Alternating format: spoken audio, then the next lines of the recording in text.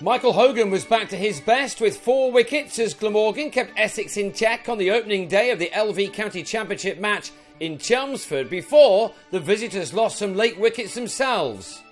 James Foster batted after winning the toss and Jake Mickleborough made a positive start, dominating an opening stand of 40 which came in the first hour with Nick Brown, who came into this match on the back of 2 impressive innings in the rain-affected draw with Lancashire last week.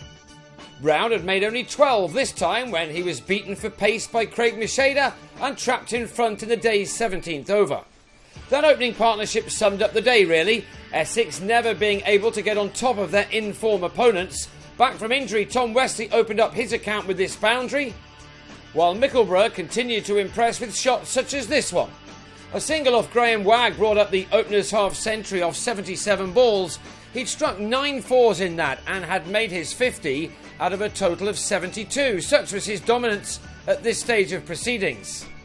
However, he didn't add another run to his tally. Wagg delivered an excellent delivery in his next over, which the batsman, in spite of trying to leave alone, nicked behind. The next over began with a dismissal of Wesley for 4, Hogan doing what he's done so many times in his career, dragging a ball back to clip the stumps of the batsman, who became the latest man to fall to the Australian while shouldering arms.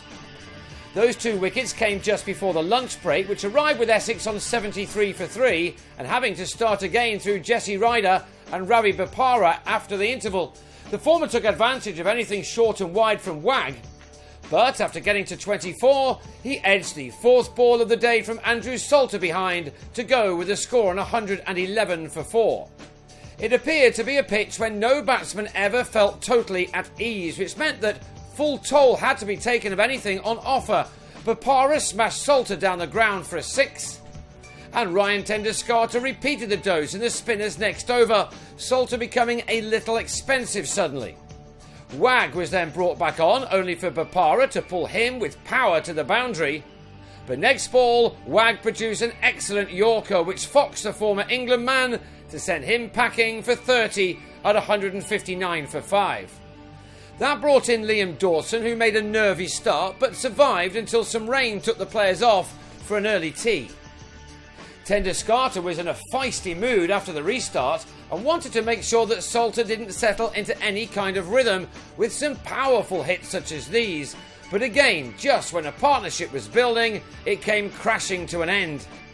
Hogan was back on and winning an LBW to get rid of the dangerous Tenduscarter, just 2 runs shy of his half-century. And then Dawson, who never settled, went in an almost identical fashion in the big Aussies' next over, a wicket which left Essex in some trouble on 192 for 7. The fact that they eventually got as far as 279 was largely down to Graham Napier, who decided to come out and bat in one-day mode. He wasted no time in playing some shots in partnership with Foster, the belief possibly being that it was time to make hay before a ball with a batsman's name on it arrived. On this form, Napier is a terrifying prospect for a bowler.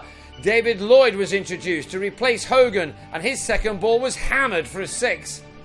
38 runs were added in just 6 overs, and then Foster on 16 went after Macheda but edged his drive straight into Colin Ingram's breadbasket. David Masters then played a shotter ball before Ingram was given the ball and hit into the distance by Napier, who raced to 43 off only 26 deliveries. But his next one was his last. This time he didn't time his shot, slicing it instead to Hogan at long off to depart with a total on 264 for 9. Masters made a breezy and valuable 28 off 20 deliveries and also cleared the rope off Ingram. But then Hogan stuck out a hand to hold on to a fierce drive from Masters, the bowler ending with figures of 4 for 36 from 19.5 overs as Essex were dismissed for 279. Glamorgan will have been pleased with their work, and they now needed to see out 15 overs of this day to ensure that it belonged to them.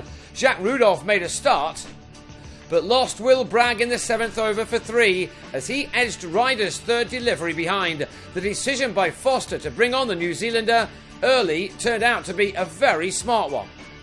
That's because in his 4th over he trapped Anirin Donald in front, the 18-year-old playing in only his 2nd first-class game, and he was on his way for 14. Glamorgan sent out Salter as night watchman, but with what turned out to be the last ball of the day, he was also legged before to Ryder, who had figures of 3 for 18 from 4 overs and 5 balls.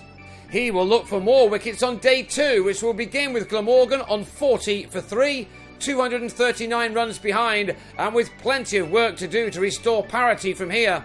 They will be happy that their captain Rudolph is still at the crease on 17.